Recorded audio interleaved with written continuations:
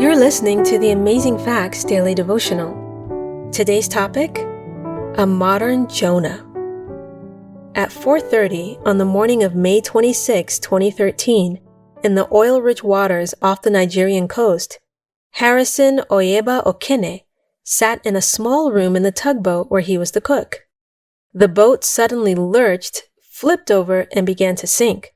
Without any light or heat, he groped his way to a cabin that seemed safer than where he was. And there he waited as the temperature dropped and the water took up more and more of his cabin.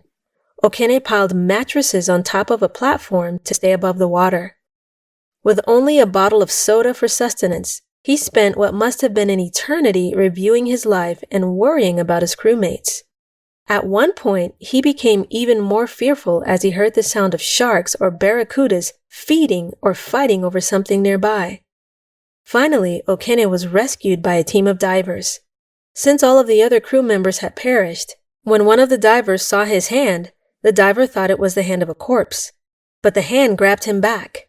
I started calling on the name of God. I started reminiscing on the verses I read before I slept. I read the Bible from Psalm 54 to 92. My wife had sent me the verses to read that night when she called me before I went to bed, Okene said later. Okene had spent 3 days in the belly of a tugboat in the murky waters of the Atlantic Ocean, delivered from death by his prayers to God. Does this story remind you of anyone in the Bible? When people in Jesus' day asked for a sign, he said the sign of Jonah was the only sign that would be given. When Jonah preached in Nineveh, his back-to-life experience with the whale likely gave credence to his message. Similarly, Jesus' resurrection is evidence of his divinity. But sadly, for many, the sign of Jonah isn't enough. Not only do they disbelieve the Jonah account, but they deny the resurrection as well. We're left with a choice. We can join the evil generation in disbelief, or the Ninevites in believing and repenting. Is the sign of Jonah enough for you?